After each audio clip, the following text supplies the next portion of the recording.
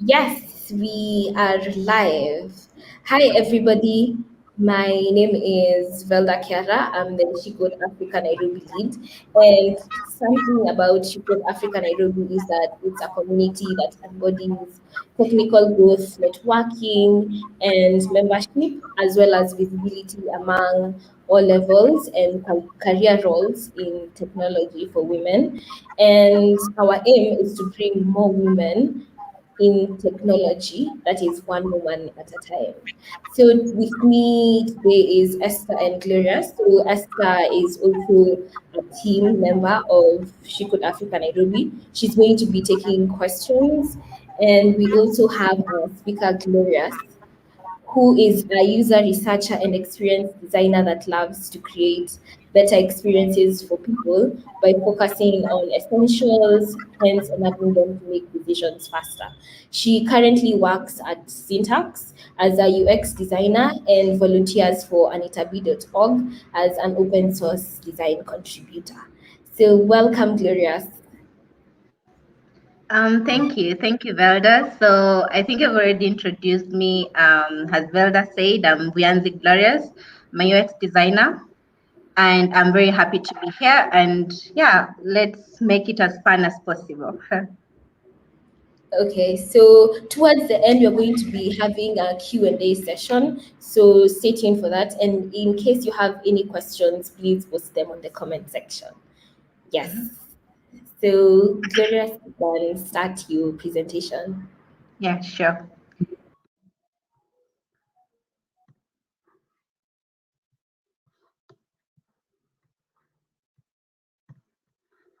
So today I'm going to introduce you to open source as a designer. Like you can contribute to open source as a designer, and I hope you can all see my screen. Velda, you can confirm that before I continue. Yes, I can see your screen. Yes. So for a very long time, open source projects have been around for a very long time, but you get that mostly developers are the ones that are contributing because a lot of designers don't know that they can contribute as designers in an open source community, right? So you find that the projects that are available, they look nice. We are not here to criticize them, but there are things that could be made better if designers were involved during the initial stages as the developers were working on the platform as well. So the situation is that there are many projects available, but the result is that many people cannot choose the projects because the UI is not user friendly. And then the solution right now is that open source communities are calling upon designers to come in and contribute so that they can build better UIs for users. So I want us to do a quick example. I want us to go through a quick example of two products that are currently available. So there's one Audition that is owned by Adobe, and then there's Audacity, which is open source, right? So you find that I'm actually realizing that, okay, anyway.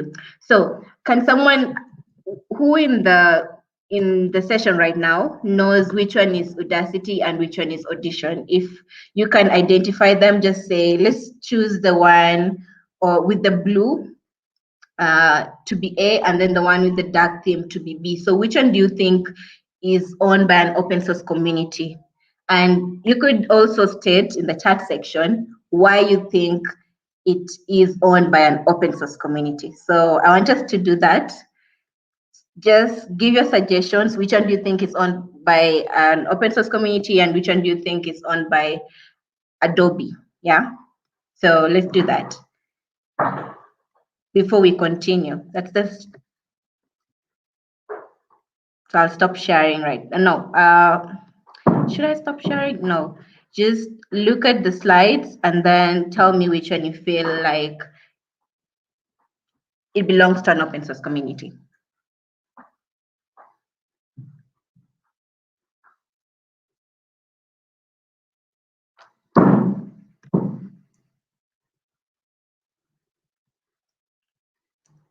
Velda, you could help confirm if there's anyone who has Sorry. So Yeah. the first answer we have is from Purity. She says A is Udacity. A is Audacity. Uh-huh. Yeah. Nice. Actually, to be honest, I'm surprised she actually got it right, which is a good thing because I guess Purity has used it before. Because you see now, I've placed audition to be A, which is not Yeah. the case. I wanted to confuse you guys, but it's nice that she knows. So why does she feel like Audacity is A, and what does she think could be improved in the UI? Uh, she says Udacity is an open source application. Mm-hmm. Hence, probably since it's open source and there are many people contributing to make it better, probably that's the argument she could take. I don't know. Yes, yes, that's actually right. So you see, the thing with most open source projects, as I mentioned earlier, they're mostly worked on by developers, and they're not really designers to come in and say, you could do the alignments better by doing it this way. You could do the icons this way. You could have the icons smaller and things like that. So the UIs don't really look that good, and it all boils down to aesthetic usability effect. So here we're basically saying that users are, by default, users are inclined to use beautiful UIs, and they tend to find them more functional. They assume it's more functional because it's beautiful, as opposed to using a platform that could have better functionality most times actually, but then the UI is just not good enough. It's not user friendly, right? So that's what happens. Like for instance, I don't want to use this example because I've never used Signal, but from the people who have used Signal, they say that the UI is not good, it's not beautiful, but the WhatsApp is beautiful and stuff like that. So people will keep on using WhatsApp as much as they keep on saying that there's privacy issues and things like that, right? Because WhatsApp, it's beautiful, Signal is not. So usability, aesthetic usability actually plays a big role in design, and that's why designers are now being called upon to come in and make UIs more beautiful so that people can be able to use these softwares freely. So you get, sometimes, even for this example, with Adobe, you have to pay for the platform. And then with Audacity, it's totally free, but still you'll find people who are willing to pay for Audition, which is still a very nice software, actually, if you ask me. I've used it like a couple of times, and I think it's pretty awesome. But I've also used Audacity. So I would say if designers came in and made the UI better, more people would be open to use it, because you now don't get confused on what icon means what, or basically everything is just arranged perfectly when designers come in, right? So yeah, thank you, Purity, for that answer. So why is it that there are less designers that are currently contributing to open source, right? There are very many developers because open source has been known for a very long time to be for developers. Developers, strangers come in and they're basically contributing, pushing their code on GitHub, and everyone is contributing, and softwares are being made and being deployed, and people are using. Everyone is happy. Well, not everyone necessarily, because there's the issue of the UI not being user friendly, right? So why is it that there's less of us? Because of awareness. Developers have open source, as I said, has always been known to be for developers. So people who are designers don't know that they can still contribute as designers, right? And then discovery. Designers are not really sure where to find open source projects that they can come in and now contribute as designers. They don't know which ones are available and open and which one they can contribute to, or where to find them. And then also the tools that I use most time, it's GitHub, because now people are not like located in the same place and you have to contribute worldwide. Everyone just sending in the ideas and sharing. So GitHub is what is used mostly during open source contribution, and designers are not really familiar with it, right? But what happens right now is that organizations are making it simpler for designers. You find some communities, they allow contributions to be made. Maybe they tell designers to design in Figma, and they basically just share the link in the chat platform. For me now, where I contribute at Anita B, we basically share we our communication is through Zolep, right? So designers can just share the links there. They don't have to necessarily go through the pressure of learning how to use GitHub. But then it's usually advisable. I mean, GitHub is used a lot in this organization. So if you could go the extra step and just learn how to use GitHub, that will be amazing, and you'll be able to contribute to more and more communities. Yeah, so how can you get started as an open source contributor, as a designer specifically, right? So the first thing you can do, it's in no order. You don't have to necessarily do all this or just one. Just pick whatever works for you, and then you can just get started, right? So you can go to an organization. You could check their website, for instance. So when you check their website, you could see the different ways you could contribute. Then you send a message and say you want to contribute as a designer, right? At that point, then after sending the message, they will get back to you and they will share with you the link where their communication takes place. Or you could go to GitHub. If the organization has a Git, most organizations actually, if not all of them, that are open source um, tend to have open issues that have the labels designers or first timers issues. So you could go to GitHub and then you check for the issues that are labeled designers, and then you could check for the first timers issue if it's your first time contributing to open source, and then you can contribute to those particular issues. Or you could basically just report a bug, right? So you go to their website and you feel like you could improve. Now this one is actually, yeah, you go to their website and then you feel like you could improve their logo. This one I want to put a disclaimer. Most organizations are usually very attached to their logos. So how you approach a maintainer and tell them that you would like to contribute by designing and doing a total rebrand of the company, you have to do it in a way that you're showing the user benefits, that the benefits that are going to come out of it. Don't just come and say the logo doesn't look nice. They have been attached to those logos for years, and it will take more than you saying the logo doesn't look nice for you to be given the opportunity to do a rebrand of the entire organization, for instance. So how you approach the maintainers is actually very important. You could also conduct user research, for instance, and then after conducting user research, you reach out to maintainers again, or you reach out through their platform where I said you could send them a message. So when you reach out to them, you say, I've realized that your platform, for instance, users are finding it hard to search for particular items, for instance, right? So you're suggesting to them that they could improve the chances of users getting items by shifting maybe the search from where it is, maybe it was at the bottom somehow, and then you now want it to be at the top. That one is you can contribute that way as well. It's the small tweaks that you make that end up going the long way, and you end up actually being contributor in open source, right, as a designer. So you could just do those. You see, as maybe the search is not positioned well, or it's positioned somewhere that cannot be seen, so you just say, I'm proposing that we shift the search to this position because that will help users to identify it faster and be able to get whatever they're searching for faster.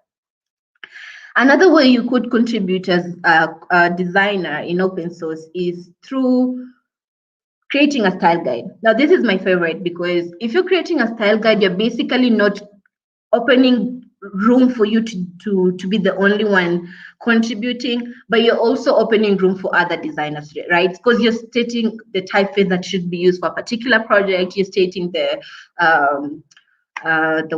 grid system that has been agreed on if your style guide gets approved, right? So you're stating the grid system that should be used. You're also stating the typography, like basically everything related to style guide, right? You specify those ones, and then every other designer can just come in and they can be able to collaborate faster in a particular project. So, but with style guides, you have to realize that you have to come in when the project is at its initial stages, because you can't really come in when they have already finished the project and then you want to provide the style guide. That will not be helpful. So try and look for communities that have projects that are new, maybe, or they're trying to improve them. They're trying to improve the user, the UI, and then so you come in at the initial stages to provide the style guide. You could check out Anita B. I know that I don't know of other organizations that have new projects coming up, so I'm only going to mention Anita B at this particular project at this particular point because I am contributing there and I know of the projects that are available that you could contribute to. So maybe you could reach out to me later on and I will guide you on how you could get started contributing to Anita B. Yeah, I think I mentioned this one. So what are the benefits? What are the benefits of contributing to an open source community? The same benefits that developers get when contributing to open source is the same benefits that you would get as a designer when you contribute to Anita B. So basically, for example, you get to interact with people that have years of experience. This is one thing that you're going to benefit from, right? Because you see, if you're coming in as with 1 year experience or 2 year experience, you get to collaborate with someone that has up to 15 years of experience. And then you get to learn faster because, for example, in our community, what happens is that we used to have weekly sessions, but right now we're having like bi-weekly sessions where we're meeting after every 2 weeks, the design team.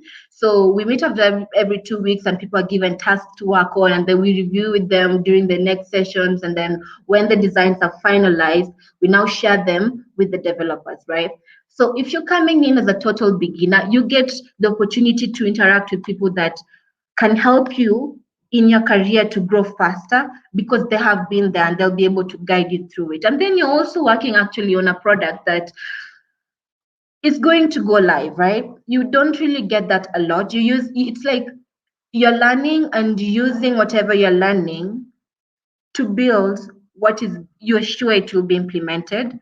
So that is an added advantage. You get to have projects added to your CVs and resumes stating that you contributed to a community. So yeah, there are very many benefits you could Google, but I've mentioned a few, and I hope that sparks your interest to join a community. So as I mentioned, there are very many open source communities out there. We have, for instance, anitab.org. We have Open Source Community Africa. I want to talk about this one specifically because no, I'll talk about it in the end. So we have Open Source Community Africa, we have Open Source Design, we have you have Drupal, we have Mozilla, we have a lot of them, right? So it's up to you to choose which one works best for you and which one you'd like to join and start collaborating to. So, I think I talked too much and I'm done with my slides. So we are going to take questions and then from here it's going to be a conversation type of way. So let me stop sharing now. That was fast. Yeah, so we could take questions at this point. Okay. So there's something you mentioned about style guides and having like a style guide when you're contributing to certain projects. So my question is, do you also have style guides for your own personal projects, or is this more of anytime you like want to contribute to open source projects, you have to go through the style guides, or what is the concept of style guide in personal and both also open source like projects? Yeah, thank you. That's actually a good question. So the thing with style guide is that one thing I love saying a lot, if you do not provide the developer with guidelines on what they're supposed to do, the designs will speak for themselves, right? And then if at this stage you'll find that the developer has done things you thought were clear in the designs, but they were not. So basically, the style guide provides an overview of what the project would look like in the end. It basically states the typeface that should be used, the grid system that should be used, the colors that should be used. It could specify how the cards would look like. So if you're collaborating with other designers, they would be able to come in and the process would be faster because they know how everything should be aligned and the layout and basically everything in the UI, right? So it's not really used only in open source. Even me personally, where I still provide style guides for the developer and for the entire project. It's easier if someone has an overview of what is supposed to be done or how the entire project looks like. You just go to the style guide and they'll be able to see that. Oh, okay. And then you also say that you are an open source contributor to anitab.org. So would you Mhm, like walk us through how you started contributing from the initial stage to becoming an actual contributor? Because I feel like mhm, we don't really get to know how designers contribute to open source, and probably through your story, we can get to understand how to get into open source as a designer. mhm. Yeah. Yeah. So that's why I mentioned I wanted to talk about Oscar, right? I Yeah. love Oscar. Velda, I think you were there, right? Yes, you were there. Yeah. Oscar. Oscar was the very first. Oscar is basically open source community Africa, and they had the very first festival last year, 2020, and that was the very first place where I realized someone could contribute as a designer. So on one of the sessions that we had Ariel Fox, and I loved her, by the way. I looked at her. The first time I saw her, I was like, damn, I want to be like her. The way she explained her concepts, and basically, I just wanted to be like her. So when I met her and I saw that she was a designer and she was contributing to open source, I reached out to her later on and we started talking. She's actually the person who helped me when I was applying for my very first role as a designer. Mm-hmm. Believe you me, she helped me prepare for the interview. I wanted to wear ragged trouser because I felt like designers are designers are cool and they should look all swaggish and stuff like that. So we had a session with her and I was telling her I would like to contribute to no, I would like to apply for this job. It's my very first job as a designer. I don't know what they would be looking for. And then we went through the questions they could ask. She took her time to actually go through the organization. Oh my god! Oh my god! I I want to know. cry. I want to cry. Oh my god! Oh my god, there she is. Oh my god. So she took her time to go through the organization that I was applying to, and then she told me the questions I could look forward to and things like that. And I remember one thing I found funny was that I wanted to wear ragged jeans because when I saw her, she looked cool, right? And I was like, Yeah, I think that's yeah, the I vibe I remember. should go to an interview, Velda. I wanted to wear that to an interview, you know? And then she was like, I think this is a you should go for a corporate look because Yeah, it's in the medical field, they definitely wouldn't accept that. So I changed it, you see. So after I met her, I decided I would look for an open source community. And then yeah, I identified Anita B because I had heard of Anita B like a year prior, right? But then I yeah, had never really looked into how I could get involved because at that time I thought it was only about developers.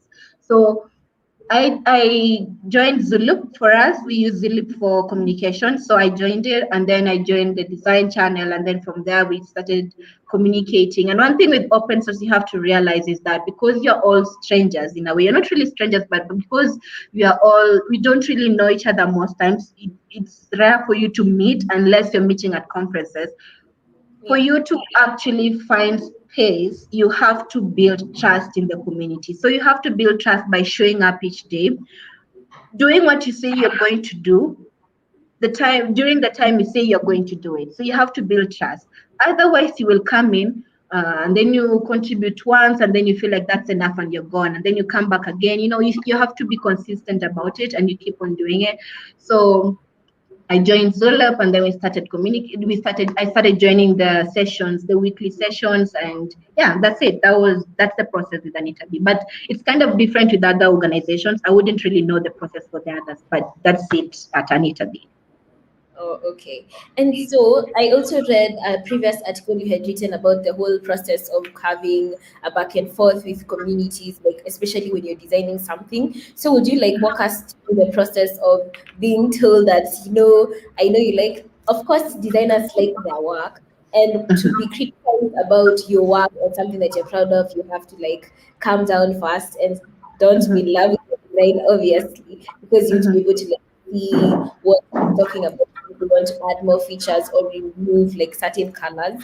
So would you walk us through a process from having the initial design to actually having the end product? What were the differences? What did you learn through the whole process? And yes, basically, yeah. Yeah, sure. One thing I love saying, I think I love saying a lot of things. I think so. So there's one thing I love saying: never ever fall in love with your designs, right? Never do Yeah. that. As a designer, you should not do that. Because when you do that, when someone is giving you feedback, you're now looking at it from this person doesn't like me, he doesn't like my work. But then it's not about you, it's about the users. So if they don't like it, it's not you that they don't like. They basically just don't like how you've displayed the concept, for instance, right? And I'll use an example I used that of something that happened today. And it's Okay. actually made my day, right? So Yeah. I was working on a task for where I am at Syntax, and then I worked on the screen for 2 hours, 2.5 hours actually, and then I shared it with my boss. We're actually doing a redesign. We're doing a redesign of a platform that they had been working on in the past before I joined. So we're doing a total redesign. So when I shared the design with my boss, I will quote him because I find it funnier. So, and I will show him this video actually. So he said, nah, this looks worse than the first design. And I was like, so whatever I redesigned looked Yeah. worse than what is already there. And we're doing a redesign because what is there is what was worked on with developers, not designers are not involved in, you see. So Yeah. if I was someone who had fallen in love with my design, you would find that I'm like, how can he tell me that I'm the designer? I'm the one who's supposed to know. He worked on it as a developer. He's not a designer. You see, now you're Yeah. attaching, you're putting feelings there. But the moment he sent that text, I smiled. My mom was like, why are you laughing? Then I told her, my boss doesn't like what I've shared, and I've taken like 2.5 hours, and he has actually the way he has replied and said he doesn't like it, it's true because I didn't even like it, you see. So Yeah. the first thing you need to do as a designer, don't get attached to your designs by not falling in love with them, because the end result is to build products that users can use, and you cannot do that if you're going to attach feelings. And Yeah. the question you asked about the process is actually very different for different people, right? So Yeah. for me, the process I take is I start actually, I have a book. I don't know why I don't have it. I usually make sketches on my book, very rough, terrible things that I wouldn't share with anyone actually. So I just do sketches and say, I would like the search to be here. I would like the menus to be here. I would like the cards to look in a particular way, the profiles to look in a particular way. When I'm done with that, then I make storyboards as well. Mm-hmm. The cheapest way to do it as well is still on paper. You just draw a person and attach emotions, put smiley emojis and put stuff like that, right? Or you can get to storyboard dot, I think it's storyboard, just check storyboard, you'll get like softwares that can help you to build the storyboards. And then from there now I get to do the high fidelity, or actually I do the wireframes now. I can do the wireframes on Figma now, and then from the wireframes I do the high fidelity, and then from the high fidelity I now do the prototypes. And then after doing the prototypes, though, with those rough sketches, what I do, I get like a few users just to sample out. I send with Corona now, it has become hard because now you're sharing your images of whatever you have sketched very too. Yes. So the sketches, you make your sketches on paper, right? And then you're sharing to people and you're telling them, what do you think about this screen? Does it display what you'd like to see? Do you think it will solve the problem for you? So it has become hard when now this remote thing has happened. But initially I would go to someone, explain to them what the screen does in the paper when it's still in the paper, because it's a cheap way of actually iterating. And then after from their feedback, I make better wireframes still on paper. And then when I feel like all the users functionalities or features that they're looking for are included in a design, then I go into Figma and the high fidelity in the end. And then now after doing the high fidelity, I still test them with users, because at the end is the users are supposed to use it. So it's cheaper you're actually testing with designs as opposed to development, which actually takes longer, right? So Yeah. yeah, we test using the high fidelity and the prototype version of the designs with users, and then we iterate again.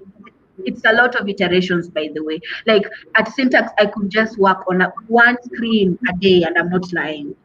You would think, let me even make you laugh. You would think that an onboarding screen is as simple as they come, and that you can design them in like you can design the onboarding screen in like 30 minutes. I get clients who are like, I want, I got a funny one who said he wanted, I think I have a lot of stories. So I I got, would love to get your experience because you will like get to learn more from your experience. So please continue. yeah. So as I said, this is all. Yeah, You said you asked me about the process I take, right? The process differs. You get clients who come in and they say they have a timeline of 2 weeks, and then they tell you that their app has 10 screens. So people tend to forget that the interactions result to extra screens. So they tell you they just need 10 screens, and then the timeline is like 2 weeks. Now you start to wonder, when are you going to do the research? Yeah. So I would say the process actually differs with different people. So whatever works for you right now, you just pick it up. okay, on that same point of users, you say that sometimes you like have people that you take to your design and ask them if it's performing. So who are you talking about? Like who do you sample your designs with? Mhm. Yeah. We were talking about open source. Let me use open source, right? For Yeah. instance, if you're building, if you're working on a project for like this project we are work no, I'm not sure if I'm supposed to mention it. If you're working on an open source project, for instance, and your Yeah. users are, let's use Audacity because it's already there, right? So Yeah. Audacity basically supposed to help you with recording audio and videos and things like that, right? So what you Yeah. do, you would get someone who has built similar products, and then you try and ask them, what would you like different from the platform you're already using right now? And how would you want us to change or improve it? And then now you test with people who are using something similar or who could be interested in that particular product. So those are the users you're testing with. Oh, okay. So Yeah. Jane has a question. She's asking, how do you handle the research phase while contributing to open source? The research phase, I guess basically that it's almost similar to what I've said about you finding users who would use the product. Yeah. So yeah, Yeah. even with open source, being that it's open, it's actually even better than when you're working for on projects that you have signed NDAs and you're not supposed to talk to other people. Yeah. So with open Oh, source, you're allowed to get feedback from anyone you feel like they are going to be actual users for that particular product. So you could, for instance, the best thing for you to do is to, for me, I created an Instagram account, and that one I usually do my research there because there now I'm getting a variety of feedback from different people that I don't know. And you're not only sampling feedbacks from your friends, your friends cannot really sometimes if you're going to, for instance, test your high fidelity with your friends, they'll be scared to tell you that they don't like the UI because hey, they know you're their friend and you took time to make it, so they won't really give you meaningful feedback. So it's good if yeah. you're getting your feedback from actual users, one, from people who you don't know mostly. Three, if the organization, for instance, is working on uh, providing an app for farmers, ask them if they're in, they have the opportunity to maybe transport you to talk to a few farmers, and then you can get there and just ask questions directly to them. So that you're not just building in a vacuum and end up building things that won't be used in the end. Okay. Yeah. So the next question is, you are a designer, you've designed both open source and personal projects. What would you say Mhm. is one of your best experiences of both? And which one did you feel like challenged you to learn more? And yeah, basically Can challenges you come and again? successful. Or I'm asking, Yeah. you have designed both personal and open source projects, right? Mhm. So would Mhm. you like describe your best experiences as well as your worst experiences while interacting with both personal and still open source projects. Mm-hmm. Yeah, My funny enough, projects that I tend to love the most, people would not love them somehow, but the journey that took me to that point, those are the things I yeah, cherish and I love the most. The project that I love the most is not really open source related, but it's a product that was supposed to. It, I was working on designing for a team that I wasn't familiar with, if I should say. So you're supposed to. I was supposed to develop an app, not develop, but design an app for mhm, farmers to help them plant trees, know about the importance of planting trees and things like that. You would think it's a normal design, but it's not. It's not, right? Because these are farmers yeah, in the village, by the way. It was specific. This organization specified it was supposed to be farmers in the village. yeah, Yes, there are people and they have interacted with other applications, for instance, but some of them never had phones, you see. Now you're yeah, designing for people who have never had phones. They have never interacted with WhatsApp, for instance. So what you would say is familiar in this platform and you're trying to bring in here is not familiar to them. Yeah. So you find here you're trying to design for people who you don't really understand how they reason, how they could navigate. It was a bit challenging. And then now what came in mind is I was trying to look at the technology that we would use because initially you would think it would be better for us to have maybe um, a UI that was more voice oriented because now if it's people in the villages, they don't know how mhm, to read English. So how are the instructions going to be displayed to them? Like there were a lot of challenges that were related. And then you find I went online and read a lot of articles that were talking about if you're designing for underserved communities, you find icons are supposed to be big, the fonts, the typeface are supposed to be big enough, the icons are supposed to be something similar and they can relate to. So I had to design a lot of icons um and like I really had to learn a lot of things. And then now if you're going to make things big, big, big, you're not used to that. You're like, this thing, you could call it ugly, but then that's how the organization wants it because they know they're farmers. And then now I was dealing with this project when there was corona, so user testing was hard. I couldn't really get to meet the farmers and know what they want and interact with them because I couldn't ask them the right questions. I was basically getting the feedback from the stakeholders and my client, which uh, I didn't. I loved the experience and I loved a lot. I learned a lot. Sorry. Yeah. yeah. That sounds interesting. Having so many icons and which are also big in size sounds Mm-hmm. weird, but you're Mm-hmm. not designing for anybody else, it's their Mm-hmm. users, so it makes sense.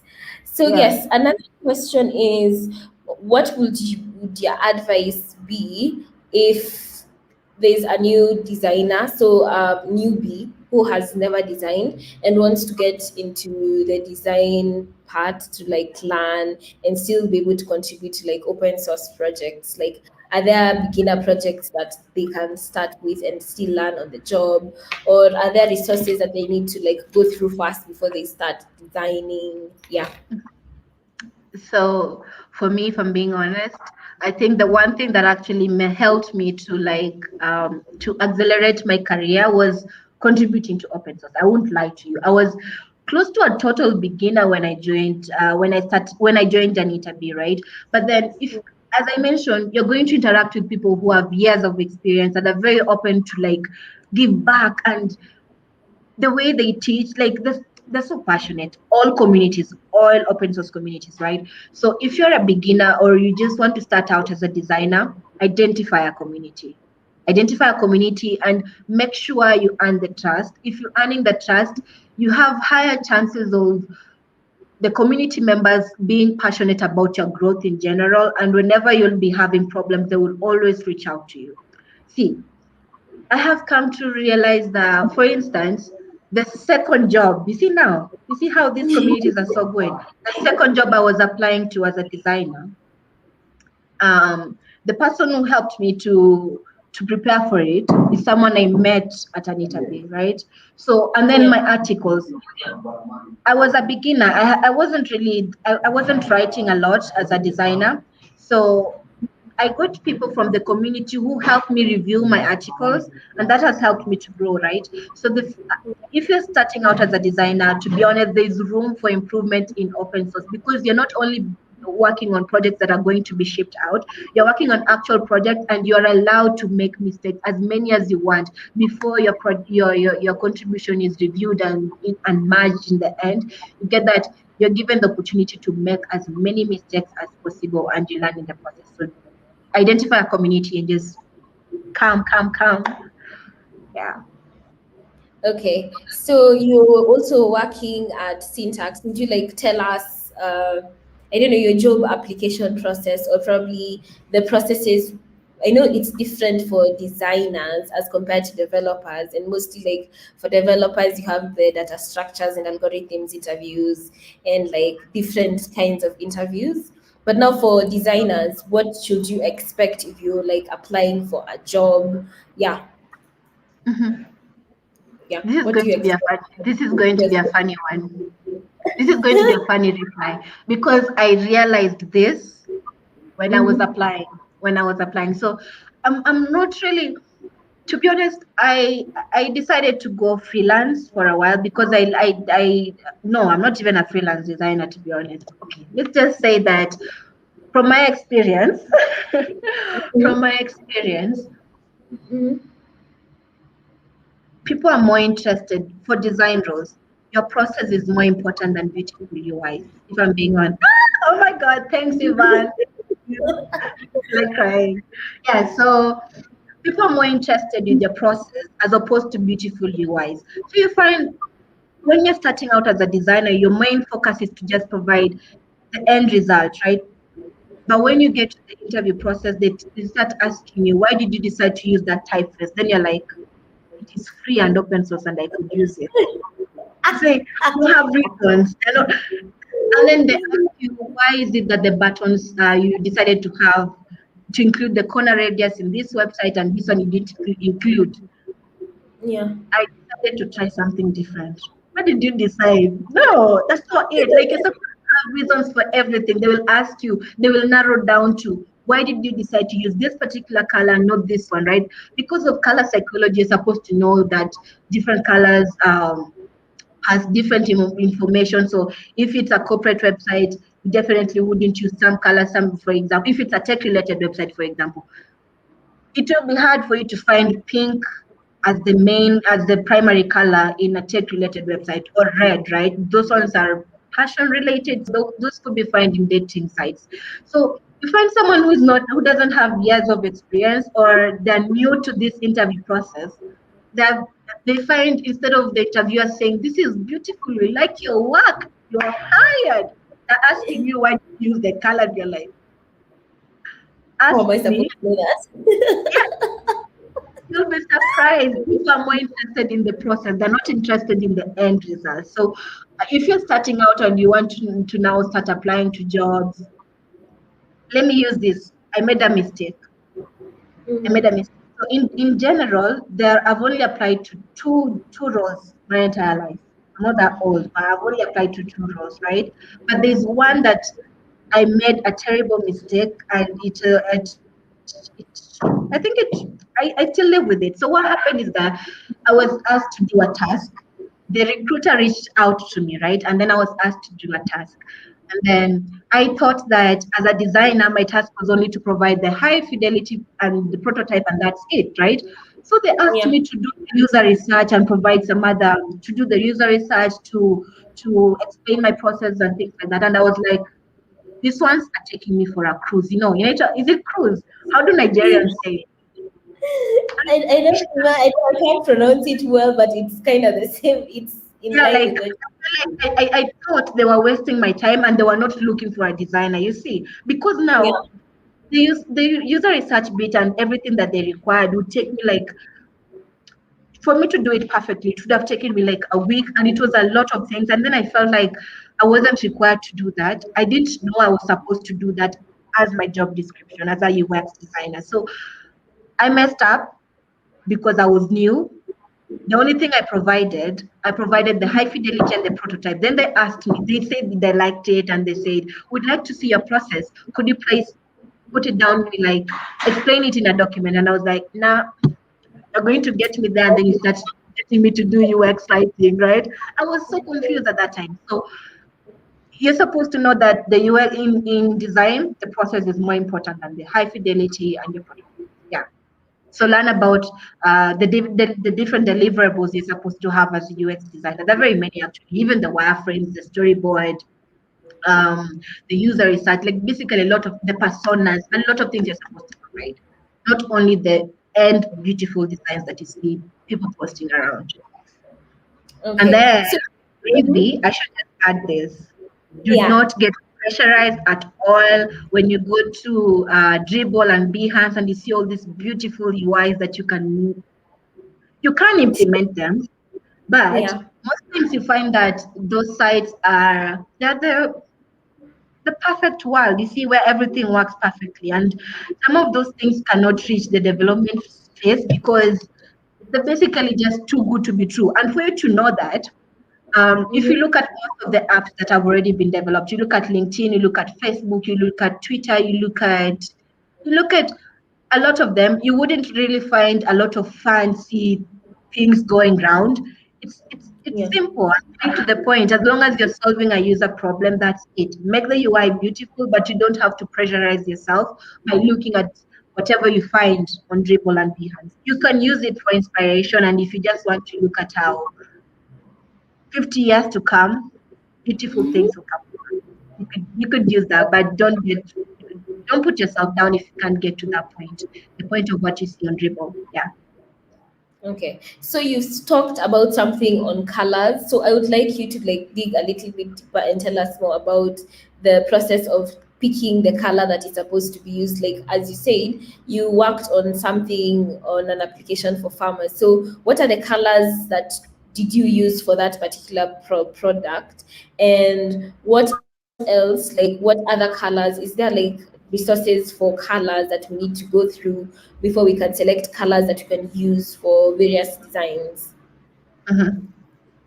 Yeah, Um, to start on that one, you don't just select colors.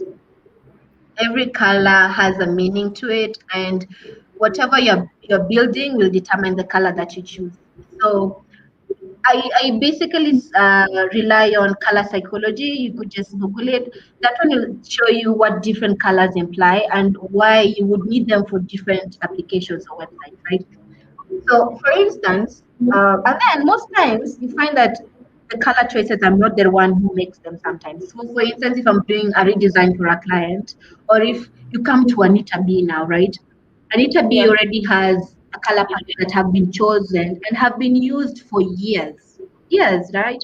Branding was done on the organization, and then you come in and you're saying, I would like to change purple because I don't like purple. You but you would like to change like basically what I'm saying is organizations come sometimes with their own color palettes that they have been using for years. So you basically just incorporate them in whatever you're building. But what you can question is when sometimes the colors don't really stand for what you feel the organization should stand for. That's when you could point out it would be good to use this instead because it would resonate best with your customers, for instance, or you could say um, if it's a gaming platform, for instance, that's where you actually find a lot of colors going around. If it's not lively, you could recommend to have more yellow because it brings in the joyful mood. If it's a technology related platform, it should be blue, any shade of blue, right? yeah, As the primary colors. So the colors basically, for me, I use color psychology, and then material. I know there are also other color generators actually that are available, but personally, I don't use color generators because sometimes you find you get to have a range of colors that have been suggested to you, and you're not really sure how you're supposed to use them, and then the end result is a rainbow. Thank you, Purity. Purity is my biggest fan. If not that she could be anyway. Thank you, Purity. I'm glad you're loving the session. So I don't usually use a color palette. No, color palette generators, if I'm being honest, for me personally. What I usually do is I start with a primary color. So the primary color would depend on the project I'm working on, right? After I have the keep asking them, Ivan. Okay, Velda, I'm not sure how this works. Am I supposed to be reading them? Because I get excited when I read them. So should I? Yeah, Okay, you should still read them. okay. I will start reading them now. So Yeah. I start with the primary color. So after I select the primary color, I then choose the secondary color. And how I do that is you look at the color wheel. If the primary color is blue, I don't know. I think I love blue. I keep on saying blue a lot. If the primary color is blue, then the secondary color would be the color adjacent to the blue in the color wheel, which is usually orange. So that is my secondary color. And then if so now I have my primary color and I have my secondary color. And then to have my background color, I take the primary color and then I change now because I use Figma, I change the color code from the hex to HSL. Now from HSL, I change the L value to 10. Is it 10 or 97? I change it to 10. Now that one, I come up with the background color. And now from the background color, now I have the primary, the secondary, and the primary, and background color. Now to come with the text color, most times I use shades of black, but then it's not really black. I would like to specify that it's not advisable for you to use pure black, the 0001 on white background because there are people who have eye problem and the contrast is actually it hurts their eye, right? Even if you check a lot of sites, if you check Microsoft, their website, if you check Google, the black they're using is not really black, it's a shade of black. So I for my text colors I usually go for shades of black that are not really black. And then if I don't go for black, how I come up with the text color is I check the primary color that we had chosen if it was blue for instance now. And then I change the hex value to now the HSL. And then from the HSL, I change the L value to 97. Now that is my text color. That becomes my text color. And then from there, I look for the warning color, which is basically a shade of red, not that red that not blood red. I try calm colors actually. Most of my designs, most people ask me where I get my inspiration. I get it from a certain design. No, a design Instagram page. There's a designer I follow who has very nice color palettes. But I don't choose them like one on one. So if it's red, I'll choose a red color from what he has suggested on his site, and then I change it. Right, I change it to something close to what is in my primary. I basically just play around with what I have on Figma. If I'm being honest, yeah. So I Okay. choose red, and then I choose for warning. I choose green for success, and I choose yellow for indicators. And then that's it. You have your color palette. You don't necessarily have to use the generators, but a lot of people love it and they know how to use it. But I found trouble using the generators. That's why I settled on coming up with a way that works well for me. So Dennis is still talking about color wheel. Have you used? I don't know if it's something color wheel. I haven't heard of that. Mhm. Yeah. So I don't know why this is here, but Color, from yeah, I have never heard of color wheel. So I color wheel, I think guess. he should educate me Color wheel, I on guess. color. Basically, if you just Google color wheel, you'll get yes, Jane, yes, UI color. That's where I get my color inspiration from most times. Yeah. Um, and then yeah, the color wheel basically is just a wheel with colors. So it's a wheel with the rainbow colors. Nothing much to it actually. Oh, so Ariel Any other Fox question? has a question. What is your dream design project and what have you always wanted to work on? I would have to apologize for screaming every time I see Ariel's. Oh my god. She's one of the people who actually inspired me to do designs. Let me be honest. So you see, design is the one thing I have done without anyone telling me to do it. Like something I've done because I wanted to do it. My Mm-hmm. parents, my dad to be specific, he is passionate about tech. So he got me into computer science because I think he wanted to be a techie, and then he thought that his dream would come true through me. But then he just ended up getting someone who draws around in Figma, right? And then there's my mom who wanted me to be a nurse or a doctor. That didn't work out. But Ariel gave me like by simply being the among the first designers I interacted with and looking at her and admiring her, I decided, you know what? I don't know what the future holds for me as a designer, but I'm going to try and do it, right? And that's how I started by simply looking at her. So I get so excited when I see her name because I took the leap of faith once I started interacting with her, right? So anyway, yeah, what did you ask? I got lost. Mm, So, yeah, your dream design project, and yes, what you have always wanted to work on. Like, what is that thing that you've always had that you'd love to work on? hmm, that is a tricky one. That is a tricky one. Um, Come to think of it, I love working on social related projects, if I'm being honest. Those are the ones that actually excite me the most. And that's why this project I've mentioned about farmers. You see, it's about planting trees and things like that, right? I love it because it's social related. And then so this if there is a way I could find a team that is working on a platform that could help maybe the disabled, I'm very passionate about designing for the elderly, if I'm being honest, the elderly, right? Because I find them very interesting. I've been reading a couple of articles, and you find, I don't know, they don't like blue sometimes, or there's a different way of how you could design for them. And then if you look at the current population, and even me, I feel like I'm going to get old, and there's some platforms that I look at right now and I'm like, I don't want to use this in future. I can't use it. I would want to use it, but for different reasons I feel like I wouldn't use it, right? So the project I would like to work on is a project that is actually building or designing for the elderly, because I'm going to get old and everyone is going to get old. And I would like to continue using platforms that I have used in my youth. I don't want to stop using Gmail because all of a sudden I'm looking at Gmail and I'm like, I can't see anything, right? Or I'm looking at Gmail and all those colors are just screaming on my face and stuff like that. So I would like to work on a team that is uh, working towards building platforms for the elderly. That would be me working for something I would use when I'm old. That would be me working for something that my mother would use in her Yeah. like when she gets 60. Yeah, so for the elderly I would like to build for the elderly or the disabled.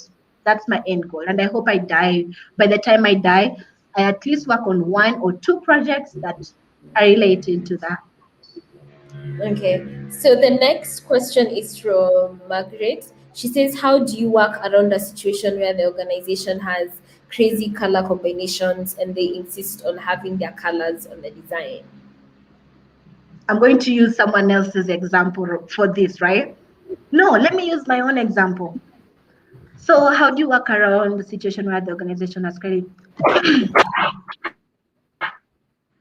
As a designer, communication is very important. Communication is very important. And what I've realized is that organizations actually are they're attached to their colors and logos in general, but colors in this particular for this question, they're attached to their colors. So if you're going to tell them you want to change their colors, give them a good reason as to why that is going to benefit their users. Give them a good reason for that, and I'm sure they will adapt to what you want. But then if you just tell them, I'm the designer, I'm telling you change these colors or else. As in, don't go all hardy. And like, yes, you're the designer. Yes, you're the designer. You're the professional. And it gets to a point where someone will tell you, you hired me, and then you don't want me to do my work. No, explain to me why you want to change the colors. Yeah, you might think that is that some decisions were made even before you were born in some organizations. So when they come to you for redesign and they tell you they want to use those color palettes, try and understand the history of the organization. From that point, then you'll be able to understand how best you could approach them when you're trying to suggest new changes for them.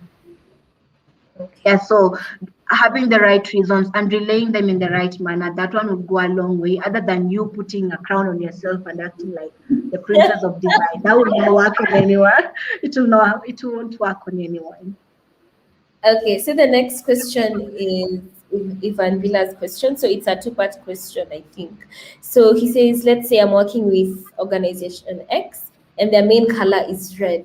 In the UX world, we know that red is a loaded color, as in it's used for certain scenarios. So the next part of the question is, how would I build this up, or what are your suggestions? So it depends. This Red, is it a passion related website? Is it a dating platform? So the color, it all boils down again to what the organization wants to build. And if the color, if the red does not resonate well with the users, or you feel like the color doesn't really stand for what the organization is trying to solve, or yeah, basically you feel like it shouldn't be the primary color, you should have a good reason as to why. And if they still insist on it, then the best thing you would do is to finish the design and then test it with users. Yeah, test it with users and make sure you're there. Make sure now with Corona that is not possible. But what I used to love about, even before I actually started designing, actually, I used to do testing for my friends. So my friends are developers, most of them, right? So Yeah. you find they work on a project and they would send it to me. And then me, I was always the one criticizing the wrong things. Instead of me testing for bugs, I'm there telling them, why have you used this typeface? Why is this one not aligned? And then they were like, what is your problem? So you do the design, then I wouldn't do it, right? I was just good at criticizing and criticizing all the way, right? So if you have the good, if you have Okay, so if you have the right reasons for why you're doing what you're doing, you'll be able to explain to your clients why they need to make those design decisions. And again, I would tell you, look at the history of the organization. Try and do your own research and understand where they're coming from. Don't just come in and be like, you're the future, you know this and that. Just understand the organization and the choices they made. They had a reason. Like an entire organization cannot make a mistake most times. Yeah. And then also, as a designer, you'll come to realize that you're not the final say. You are not the final say at all. You have stakeholders, you have your bosses, you have the program managers, then you have the users. That's why I stated once in the past, do not fall in love with your design. It becomes easier when you're iterating. You're just like, this is a relationship that did not work, move on, did not work, move on. But then if you're going to act as if you're married to your design, how many divorces will you have? So many, you'll be so heartbroken. Yeah. So just understand the organization, the history, why they're doing what they're doing, the decisions they made. Just jump on a call with them and ask them the right questions, and they will give you the answers. And from your own view, if you feel like the answers are not valid, then do more user research and then get back to them and say, based on what I found out, this and this would work better than what you have at the moment. So that's how I'd advise you, Ivan, to go about it. Okay. So, one of our last questions, since so far we haven't had another question coming up. Mhm, This question is towards, yes, you said that design is something that you started doing by yourself, like it's not something you are forced to do. So, would you like mhm, take us back to how you started getting interested into design and how you figured out that you'd actually love to be a designer, not a dev, not anything else, but specifically a designer. Yeah. mhm. So um, uh, in UX, like professionally, I would say I have roughly 1 year as a professional designer. Yeah. But even when I was growing up, I used to draw a lot of things and write stories. I've always been a storyteller. So I think I like talking. So I used to write a lot of stories and drew rough, terrible images, and I would share them with my dad and he would read them. So, and then when I finished high school, I got someone, my neighbor was a designer. He's a UI designer, right? At that time he was. Right now he's shifting to automotive design, which is quite different but also similar. I'd like to point out, by the way, that UX design does not necessarily mean only software. You find design goes to it boils down to how a cup is made, for instance. It boils down to how the lid of a lotion is designed, right? So when I Yeah. started, let me just skip fast this before I forget this part. So you find that UX even it goes to how a drinking water bottle has been designed and how it can be made better. I used to think that it's just one way, right? It's a bottle and then there's you open it and that's it. And then when I became a designer right now, I look at our cook and I'm like, I don't even understand what this icon stand for. Like this is a lot. You get a lot of cognitive load. If I was not a designer, I wouldn't have known that, right? I go to our washing machine and I'm looking at it and I'm like, what do all these buttons do? You see, now I start criticizing everything, right? You go to Yeah.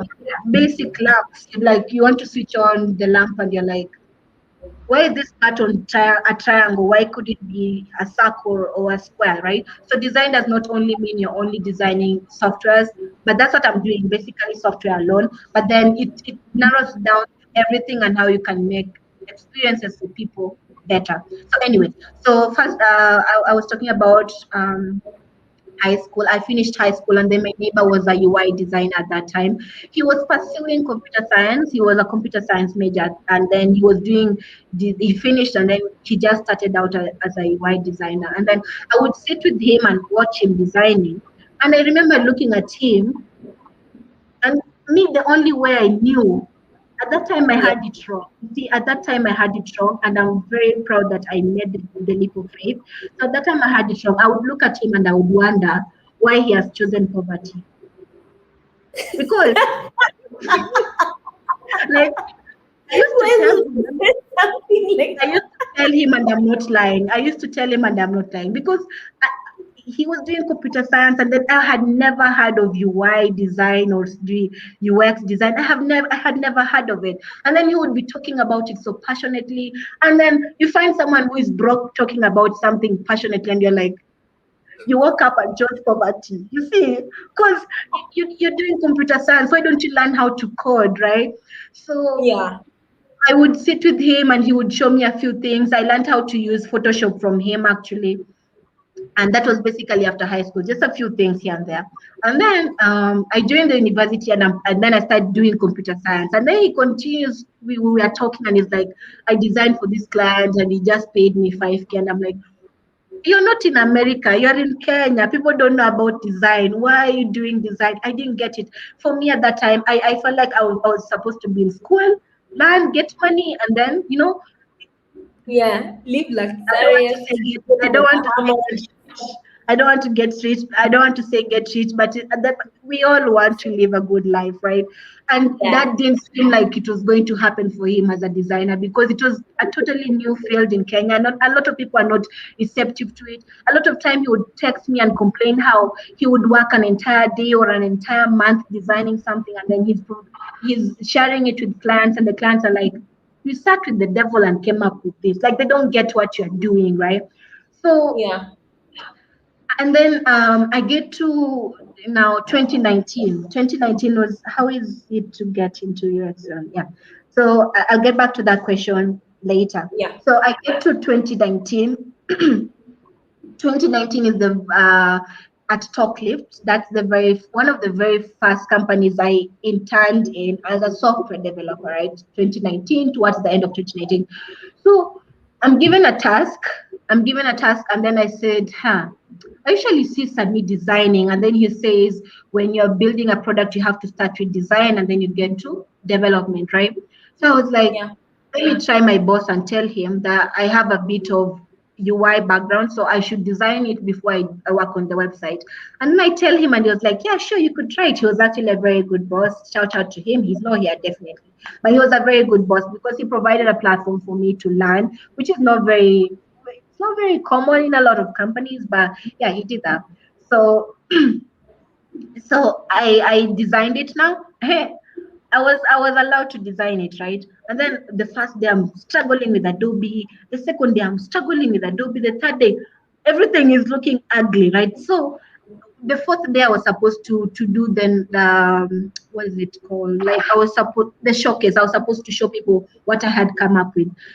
So in the Yeah. morning, I'm telling my boss, why don't I just jump straight to the development because this design thing is not working out, right? Let me just develop it, and then we'll start getting feedback at that point. And then he asked me, what happened to the design you're making? I was like, if we are going to develop it in the end, why am I wasting time to design it here and it's not even working out? It will, and then I was like, I remember pointing out, it will look much better when I develop it.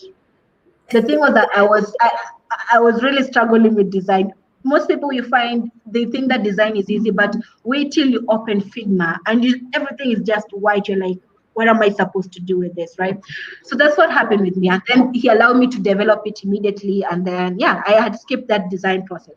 So fast forward 2020, I think around March is when I decided, you know what, let me just try this design thing. And then I decided I wouldn't concentrate on code completely. I would concentrate on design instead. Yeah. So yeah, that's my journey in short. And what really made me realize that I think I wanted to do it very well was there was I'm a Microsoft student partner, right? And then Yeah. so we met the ADC engineers in Nairobi, the ADC engineers, right? And then one of them, we were talking with him, and yeah, we were talking with him, and then he told me, by the way, it is Microsoft is expanding, and in 3 months we would be opening, like there will be positions for newly graduates and interns and stuff like that. Why don't you polish your skills and then you apply? And then I asked him, I apply as who? And then he said, as a software developer. And I was like, no, I'm a designer. I told him I'm a designer, and then he said, "Oh, nice. Can I see your Dribble account?" And I was like, "What is Dribble?" I'm like, that was last year. That was last year. Last year, I think around February, right? So Yeah. towards the end of February. So I'm calling myself a designer, and then he's telling me, "Can I see your Dribble account?" I had no designs in Dribble, but I called myself something that I wasn't before I became, right? So, and then we keep on talking, and he's like, "You still have 3 months. You can still learn, and then you will apply to Microsoft, and you'll join as a software developer." And then I told him, "No, when job opportunities come in as a designer, then tell me, right?" And Yeah. then fast forward, he tells me, "We don't usually have designers at Microsoft, and then you'll have to wait for the one who is available to leave for you to come." And I was like, I will wait. At that time, Yeah. Microsoft was not like including designers like in Kenya actually. There are no jobs opening up in Kenya. So he was like, just do software and then you come in easier like that. I told him, no, I will wait. Then you will tell me, right? And then I didn't get his contact. But then I decided to fully jump in and do design. Like I decided I would do design, right? And that has been it. I learn every day. Open source helped me to kickstart my career faster because, as I said, you're interacting with highly professional people that have years of experience. You cannot beat experience. You cannot beat that. So, yeah, that's my story.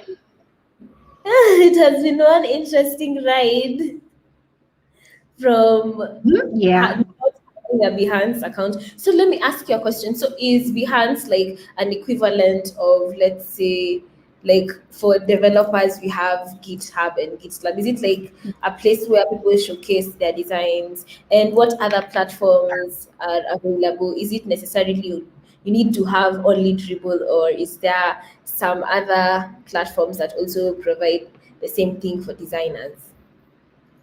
Mhm. Yeah, I think personally it depends. It's a personal decision for everyone.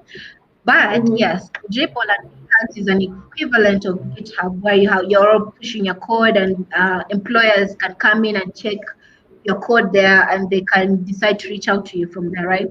But then sometimes Yeah. you get to a point where you're not really working on clients that allow you to showcase your work. So you're working on NDA related projects. You cannot Yeah. showcase those kinds of designs on Dribble or Behance, right? I think it's the same case for developers. So Yeah. with those ones, you don't add them on your Behance or Dribble. And then you could also have a website. Okay. I what I've been trying to design my portfolio, but I get the thing with being a designer is that, and then if you're designing something for yourself, you try so much to be perfect, and then you keep on wasting time. I've taken an Yeah. entire year designing. my portfolio, and then I'm shifting to. I'm like, no, I don't want it to be a one page. I want it to be like this instead. And then no, Yeah. I don't like this.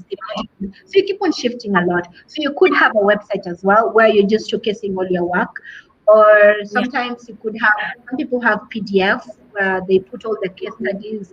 Um, yeah, if you're going to market yourself as a UX designer, you're supposed to include case studies in your projects, in your portfolios. So, for instance, you could only showcase 5 projects, and then from those five, include the case studies for them. Um, you could use for me. I love LinkedIn has become. I love LinkedIn. It has helped me a lot, to be honest.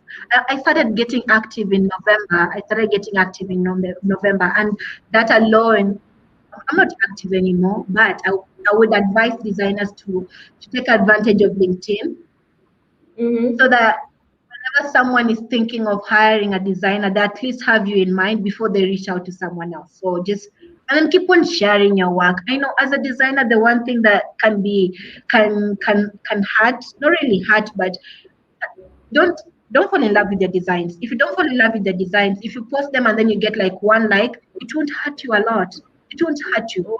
To be honest, now when you get one like, the first thing that would happen if you love your design, you'll be like, they don't love me, they don't love my work. And then if if your friends are your followers, if your friends are your followers, that is the one. Still, why can't my friends not support me? So try as much as possible to create a platform where the first people you're interacting with are not your friends, but you're creating a platform where you can network with people. And then just share your designs. Don't worry if you're getting two likes, 3 likes. It's okay. You're growing. And if you're a student, you actually get more room to grow, because if you keep on sharing your work and it's not perfect, you still have more room to just perfect it. But I'd say keep on sharing your work over and over again. The right people will look at it, the right people will reach out to you, and yeah, good things come from sharing. So, and volunteer a lot. You should volunteer if you have the time to give back to the community. If you want to like have a session where you're teaching people how to do basic, even just auto layout, just do that. That is also a good way for you to volunteer. Just volunteer, keep sharing, keep designing your stuff. And I'm not even sure which question I was answering, or I just kept on like now. Okay. So Brenda's question is, how easy is it to get into a UX role or slash industry? And before you answer this, I think you'd also like to talk about like what are the differences between, okay, you say that there's an automotive designer, there's a UI designer, there's a UX designer. So what are the main key differences between these type of different designers? But you can answer that as the second question. So you can still answer this, then move on to the other question.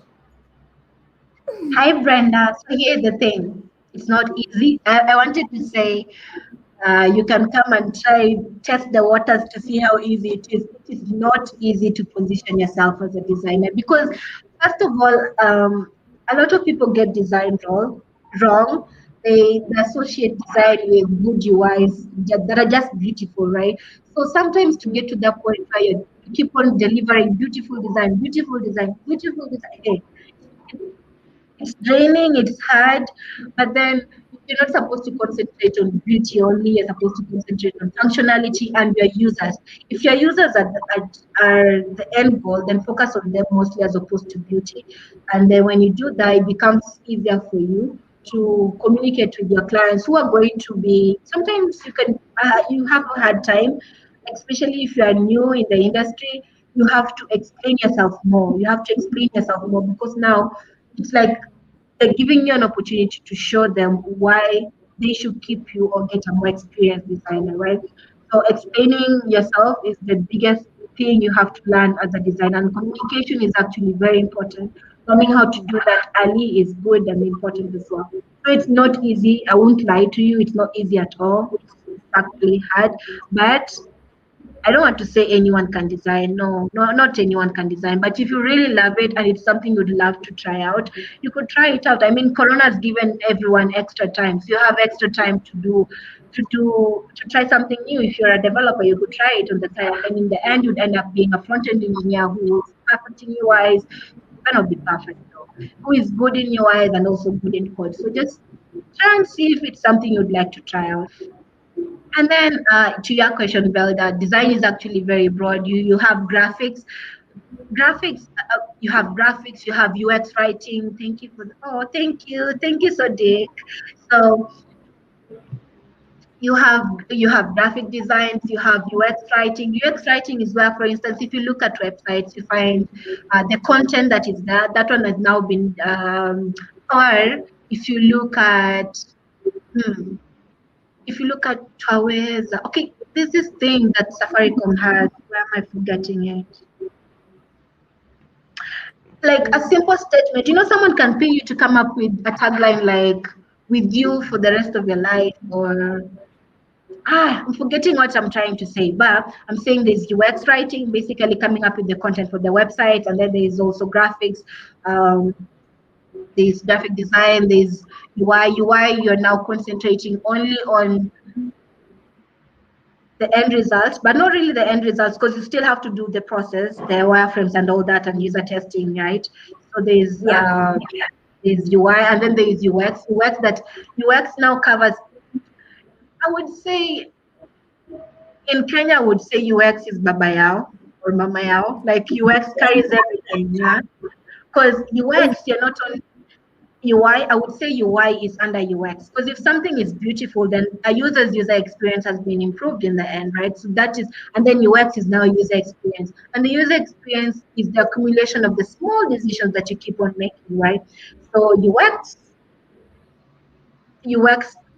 carries the UI inside it. So basically, if you're going to identify yourself as a UX designer, you're saying you can do UIs, you can do like the wireframes, storyboards, and all that, and then you can all that. You're boiling it down to improving the user experience in the end. So it's actually broad. There are a lot of other fields inside. There's iconography. Yeah, you're basically designing icons. But then, welcome to Kenya. If you're Kenyans watching, my friend, you're going to do the icons, you're going to do the logo, you're going to do the UI, you're going to do you're your own boss doing all that, and it's so because you get to learn a lot in the process. But in some organizations, the big ones, the embrace design, you get that they're just people who are doing icons. You would say, what would someone be doing designing a search icon? I mean, a search icon is a search icon. Well, there are people who design search icons and they're hired to design icons alone. There are people who are doing basically logos alone in organizations. There are people only working on prototypes alone, like adding the interactions alone. So those ones are interaction designers, right? So, but yeah, it's broad. I would say it's broad. Oh, okay.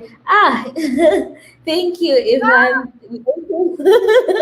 We also have currently the others are compliments. Thank you, Michael. And oh, yeah. And Jane also says, I think you've read this nice work from Michael. And then Thank Jane you. is also emphasizing on the point that you said it's not easy, especially when you're shifting your career. And Michael also chipped in to say that he transitioned from an ML engineer to a mobile software engineer, which was difficult. So Brenda is responding to what you just said that thank you so much and I really love your story just in a short time and you have really grown. Great story. I'm inspired to do better, aiming to be a UXer one day. I hope that is I don't know if I've read that well, but I don't know how that's supposed to be pronounced. So yeah, we don't have any more questions, but I'd like to thank you for this question. Wait, we have one from Dennis. Yeah, I used to think UI design is for the lazy ones in the line of software development, but now it seems a whole big career thing. Yes, please see global and understand. No, I totally get why he's saying that, and I appreciate the fact that you're appreciating the value of designers.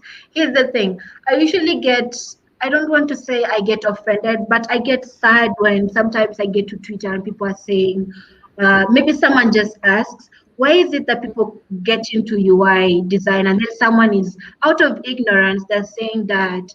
But I don't want to be mean, but they say that design is easy and it's the easiest way to get into design or into software, and you're like, design cannot be easy because okay, code is there's no career that is easy. If I'm being honest, there's no career that is easy. But then you find that people assume that we are doing design because we're running away from software. No, we're not running away from software. I was a software engineer, right? Software Yeah, engineer. I was a web developer. it's still an engineer. I know, but that engineer word looks so big, yeah. So Like it has a lot of things. yeah, I was doing it, but then my best friend, the one we used to have coding sessions with, um, Mm-hmm. I would have a session with him where he's teaching me something for like an hour, and that hour he has stretched, like he has struggled a lot to even put a concept in my head. I would be like, after 20 minutes, I'm like, let me relax. After 20 minutes, let me relax.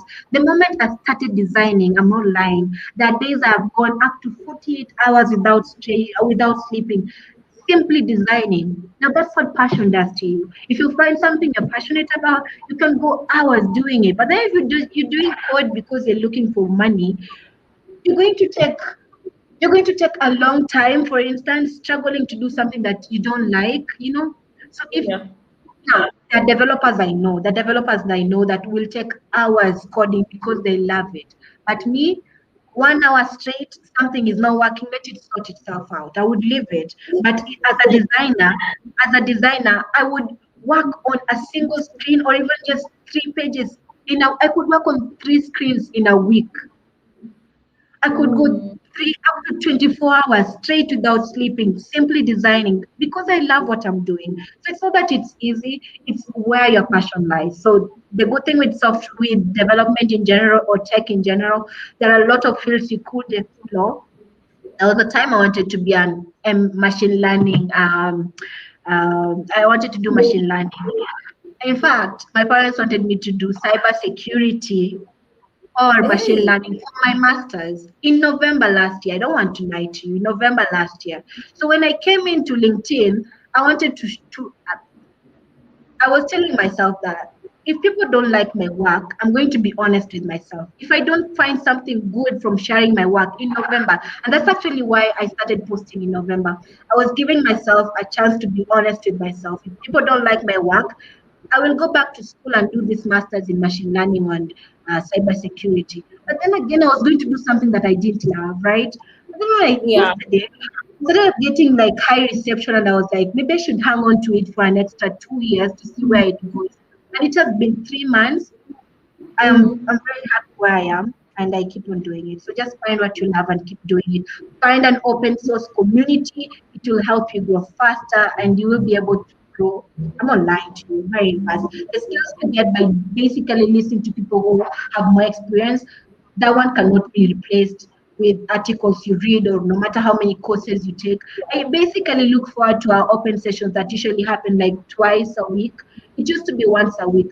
I used to look forward to them, but because when I'm listening to our design lead, she would be like she'll be sharing tips that it would take me an entire article to learn about, but I'm learning about it in an hour. So it's find an open source community and start contributing, and you will actually learn how to design. I don't know why I feel like we should turn this entire, entire session into something else. Okay, so Joy is saying great work, Vianzi. You've inspired me a lot from what you post on LinkedIn. Turns out you're having fans out there. People are loving your work.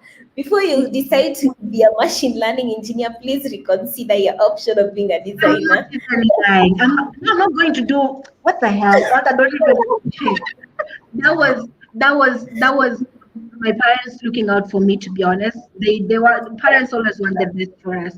And design, as I keep on saying, it's not, it doesn't really have high reception in Kenya. So they were scared that I would take a lot of time to learn and to get to a point where they felt I would get faster if I did machine learning or cybersecurity, right? So I don't really Yeah, blame them for wanting me to do that, but I'm not going to do it. Actually, once I started posting, opportunities opened up for me. To be honest, I got my job right now from Syntax, another side hustles, freelance gigs, basically from posting my work and putting my name out there. So yeah, keep on posting, keep on doing what you're doing, and you get there. It just takes time. I'm not even there, to be honest myself. One step at Yeah. a time. Yeah. So Purity is also supporting what you've just said. Same here, Vianzi. I'm a front-end web developer. Michael is saying he looked like a good machine learning engineer already, but you're going For to your dismiss him. information, Michael, all my projects in school, my third year project and my fourth year project, I did it last year. So it's not like I cannot code. For those ones who think I'm doing design because I cannot code, last year I did a machine learning project. Ma- Michael, I would have been a good engineer, like an ML engineer. Don't even joke with me. Just last year that I started doing it. So, yeah. Okay. So thank you so much for having this session with us. And I don't know if you have any final remarks that you'd like to share with us before we end the session. Mm, I think what I would say and what I will keep on echoing, Mm-hmm. let the world know that you're existing. You're not necessarily the world. I mean, not the entire world, but just keep sharing your work. As ugly, there's no ugly UI because once you start appreciating the process you took, once everything you're adding on your UI has a reason, you would realize that there's nothing ugly in this world. UIs that you feel are ugly, there are people who sat down to come up with those decisions to put those icons the way they're placed like that, right? So once you appreciate the importance of process, you realize that even those designs that are not good enough, they're worth it, and people would love to see them. People would love to see them, and even if you don't get high reception from the people you're trying to reach out to, just keep on doing it, and you'll keep on getting better because the more you post, the more you feel like you could do better and you keep on learning so that you keep on sharing. So keep on sharing, find an open source community. That one will definitely help you. I'm not even lying about it. That will help you find an open source community, contribute to it. And if you're having trouble identifying a community, reach out to me and then I will gladly welcome you into anitaB.org. There's a project we are working on right now. Actually, very many projects we're working on, but one of the not really maintainer, but one of the key people that are working on it. So if you could reach out, I could help you, and you could get started by contributing on the project with me and the entire team as they're working on it. So yeah, uh, that's all I had to say. Keep posting your work, keep doing what you're doing. The right people will find you, and I can't wait to see the awesome things people are going to be posting from now on. I'll make sure I like Okay. your post, so don't worry. You'll at least have one like from me. Yeah. So thank you for this session. I really enjoyed this part of the session where we had like a sort of conversation where we went back and forth through design concepts and your experiences. And yes, I feel like it's really important, especially the part where you said you should not fall in love with your design because oh my goodness, if you fall in love with something, you won't understand why people don't like it the way you do. So yes, Exactly. thank you. So any person who wants to reach out to you can do it via Twitter. You're at Vuyanzi G, and LinkedIn it's still Glorious Vuyanzi, right? Yeah. Yes. So please reach out to her if you have any more questions or if you'd like to get into open source and you have no idea where to start. She's ready and happy to help you. So yes, thank you for attending this session. And we are ending this broadcast in like 2 seconds. So bye bye. See you in the next Bye. session. Bye, everyone. I had fun and thank you for having me, Zelda. Anytime. Thank you. Okay. Bye bye. Bye.